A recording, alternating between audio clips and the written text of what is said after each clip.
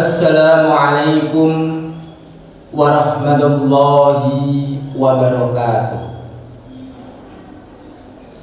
Alhamdulillah wa syukurillah, wassalatu wassalamu ala sayyidis sadah Muhammad ibn Abdillah wa ala alihi wa sahbihi wa man tabi'ahum bi ihsanin ila yaumil qiyamah. Asyhadu an la ilaha illallah wahdah wa asyhadu anna Muhammadan abduhu wa rasuluh la nabiyya ba'da, amma ba'd. Hadirin hadirat rahimakumullah. Hidup adalah sebuah proses di mana manusia menempat diri dan mempersiapkan bekal untuk bertemu ilahi Rabbi. Banyak sekali aktivitas-aktivitas yang kita lakukan di kehidupan ini, entah itu kewajiban kita sebagai hamba ataupun aktivitas-aktivitas lain dalam dunia. Setiap aktivitas yang kita lakukan dapat bernilai positif ketika itu diniati dengan sesuatu yang baik,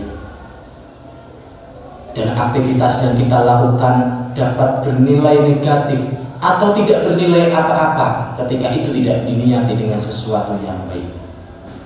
Maka dari itu, pada kesempatan hari ini saya ingin menjelaskan, memberikan materi terkait pentingnya niat dalam kehidupan sehari-hari. Hadirin hadirah rahimakumullah.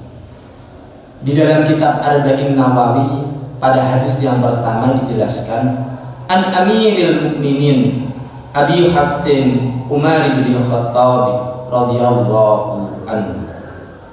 Diriwayatkan dari Amirul Mukminin. Amirul Mukminin merupakan julukan kepada sahabat Umar bin Khattab, dan sahabat Umar bin Khattab merupakan huwa awwal man sumiya Amirul Mukminin. Beliau merupakan orang yang pertama kali mendapatkan julukan Amirul Mukminin. Sahabat Umar bin Khattab berkata, Sami'tu Rasulullah sallallahu alaihi wasallam yaqul. Beliau mendengar Kanjeng Rasulullah sallallahu alaihi wasallam bersabda, Innamal a'malu binniyat. Segala sesuatu itu tergantung pada niatnya. Senada dengan hal itu, dalam kaidah usul juga dijelaskan al-umur bimaqasid. Segala sesuatu itu tergantung pada apa yang menjadi keinginannya. Adapun niat dalam segi bahasa adalah al-qasdu, atau suatu keinginan. Sedangkan niat secara istilah adalah qasdu syai' muqtaronan bi fi'li, yaitu adalah tekad untuk melakukan sesuatu yang dibarengi dengan perbuatannya. Fungsi daripada niat itu banyak sekali. Maka akan saya jelaskan bahwasanya fungsi niat yang pertama adalah sebagai pembeda, sebagai tamyiz, pembeda antara ibadah dengan amaliyah-amaliyah yang dilakukan oleh manusia pada umumnya. Contoh kecil seseorang yang wudu, ketika seseorang itu wudu dengan seseorang yang membasuh wajahnya, keduanya sama-sama membasuh, tetapi dengan niatan yang berbeda, maka hasilnya juga akan berbeda. Orang yang dengan niatan wudu, maka hasilnya orang itu akan wudu. Dan orang yang dengan niatan membasuh, maka hasilnya juga akan membasuh saja, tidak ada hasil wudu. Itu adalah fungsi niat yang pertama, yaitu sebagai tamyiz, pembeda. Yang kedua, fungsi niat adalah sebagai jalan bagi manusia untuk mendapatkan suatu pahala daripada Allah Subhanahu wa ta'ala. Saya kasih contoh seseorang yang makan. Jadi sebenarnya ini tidak seseorang yang makan saja, seseorang yang makan, seseorang yang minum, naik motor, apapun itu. Saya kasih contoh seseorang yang makan. Seseorang yang makan dengan niatan agar tubuhnya, fisiknya itu kuat, kemudian seseorang itu bisa beribadah dengan penuh khidmah, dengan penuh rasa khusyuk kepada Allah Subhanahu wa ta'ala, maka setiap suapan daripada nasinya adalah pahala daripada Allah Subhanahu wa ta'ala. Itu merupakan fungsi yang kedua, yaitu niat sebagai ladang kita untuk mendapatkan pahala. Yang ketiga, ini merupakan fungsi yang sangat tinggi. Niat itu sebagai taqarrub ilallah, jalan kita menuju dekat kepada Allah Subhanahu wa Ta'ala. Dan dalam hal ini seseorang itu beribadah bukan karena dia ingin mendapatkan pahala. Seseorang melakukan sesuatu bukan karena mendapatkan pahala. Meniatkan sesuatu bukan karena membedakan ini dengan yang lain, tapi niat karena rasa cintanya kepada Allah. Dan ini merupakan suatu keikhlasan, dan ikhlas merupakan hal yang sangat tinggi bagi manusia. Hadirin hadirat rahimakumullah. Selanjutnya dijelaskan wa innama likulli imri'in man nawa. Seseorang itu akan mendapatkan hasil ataupun balasan daripada apa yang sudah dia niatkan. Amal dunia bisa menjadi amal akhirat. Amal akhirat pun bisa menjadi amal dunia. Itu juga tergantung niatnya. Sudah saya contohkan tadi, seseorang yang makan dengan niatan agar fisiknya kuat, agar bisa beribadah kepada Allah dengan penuh hikmah, dengan penuh khusyuk, tidak memikirkan makan lagi, maka akan ada balasan kepada orang itu, yaitu apa? Sesuap nasinya itu akan mendapatkan pahala daripada Allah. Hal-hal yang dia lakukan itu akan mendapatkan pahala daripada Allah. Dan seseorang ataupun amal dunia, amal akhirat yang bisa menjadi amal dunia itu juga banyak sekali. Saya contohkan amal akhirat itu kan banyak, ada zakat, ada sholat dan lain sebagainya, ada sedekah. Saya contohkan seseorang yang sedekah. Ketika seseorang itu sedekah dengan niatan agar dia dipandang oleh orang lain bahwasanya dia dermawan, agar dia bisa menyombongkan dirinya karena dia sering sedekah, sering zakat, maka hasilnya ataupun balasan kepada orang itu adalah orang itu mendapat sanjungan daripada orang lain bahwasanya dia sering sedekah. Bahwa orang itu bisa menyombongkan dirinya sendiri karena sedekahnya. Itu balasan bagi orang itu ataupun hasil daripada niat yang buruk, kurang baik. Niat duniawi saja yang dia pikirkan. Tentu penting buat kita, karena an-niyat fil qalbi, niat itu terletak pada di hati kita, maka riyadhatun nafsi, menjaga hati itu juga penting. Dan ketika seseorang itu menjaga hati dari segala sesuatu yang bersifat buruk, maka pertama kali yang harus dia tekankan, dia kenalkan dalam dirinya adalah mengetahui dirinya sendiri. Man arafa nafsahu faqad arafa rabbahu.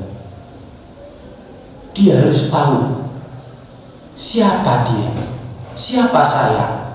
Apakah saya adalah hamba Allah Subhanahu wa Ta'ala?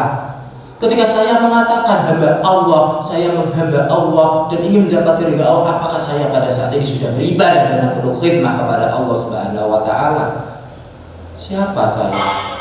Apakah saya umat Kanjeng Nabi, ingin mendapatkan syafaat Kanjeng Nabi Muhammad, ingin diakui menjadi umat Kanjeng Nabi? Ketika saya mengatakan saya adalah umat Kanjeng Nabi, ingin mendapat syafaat Kanjeng Nabi, apakah pada saat ini sudah menjalankan syariat-syariat Kanjeng Nabi? Sudah mencintai Kanjeng Nabi lebih daripada cinta kita kepada kekasih-kekasih kita, cinta kita kepada orang lain yang sifatnya bukan Kanjeng Nabi? Apakah seperti itu? Mindset yang seperti itu perlu kita tanamkan dalam diri kita agar apa? Agar hati kita terjaga. Setelah hati kita terjaga, maka niat-niat yang baik itu akan menyertai semua kehidupan kita. Hadirin hadirat rahimakumullah. Dijelaskan kembali, faman kana hijratuhu ila Allahi wa rasulih fa hijratuhu ila Allah wa rasulih. Barang siapa yang hijrahnya itu menuju Allah dan Rasulnya, maka hijrah itu akan menuju Allah dan Rasulnya. Hijrah dalam hal ini itu bisa bermakna dari tradisi yang lama menuju tradisi yang baru, dari sesuatu yang lama menuju sesuatu yang baru. Dalam kisah Kanjeng Nabi itu ada yang namanya kaum muhajirin, kaum yang pindah daripada ataupun kaum daripada yang pindah daripada Mekah menuju ke Madinah, muhajirin, hijrah. Maka seseorang yang hijrah di sini itu juga penting, menata niatnya itu juga penting. Dijelaskan kembali di sini, faman kanat niyatuhu fil hijrah at-taqarrub ila Allah ta'ala wal imtithalu li rasulih fa hijratuhu ila ta'atillahi ta'ala wa imtithali rasulih. Barang siapa yang niatnya itu karena hijrah, niat hijrahnya itu karena taqarrub ila Allah, karena ingin mendekatkan diri kepada Allah, kemudian menjalankan ataupun mengikuti Kanjeng Nabi, menjalankan syariat-syariat daripada Kanjeng Nabi, fa hijratuhu ila taatillah, maka hijrahnya itu karena taat kepada Allah dan mengikuti Kanjeng Nabi Muhammad. Maka seorang itu akan mendapatkan ridho daripada Allah, dan tentunya orang itu akan dikasihi oleh Kanjeng Nabi Muhammad sallallahu alaihi wasallam. Berbanding terbalik dengan itu, wa man kana hijratuhu lid dunya yusibuha aw imra'atin yankihuha fa hijratuhu ila ma hajara ilaihi ay hasibuha.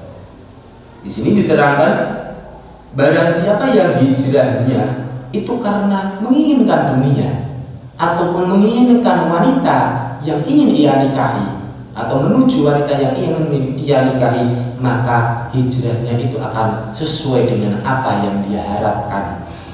Ketika dia melakukan sesuatu karena dunia, yang dia dapat adalah dunia. Ketika dia menjalankan sesuatu karena perempuan, karena seorang wanita, yang dia dapat adalah cinta daripada perempuan tersebut. Maka penting bagi kita untuk menata niat kembali, menata hati kita kembali, menata niat kita kembali, agar amal-amal kita di dunia itu menjadi amalan yang makbulan inda Allah. Karena apa? Dunia merupakan masyru'atul akhirah, dunia masyru'atul akhirah, ladang daripada akhirah. Maka kita harus menanam sesuatu yang baik, kemudian memupuk, sehingga kita bisa memanen nanti di akhirat kelak.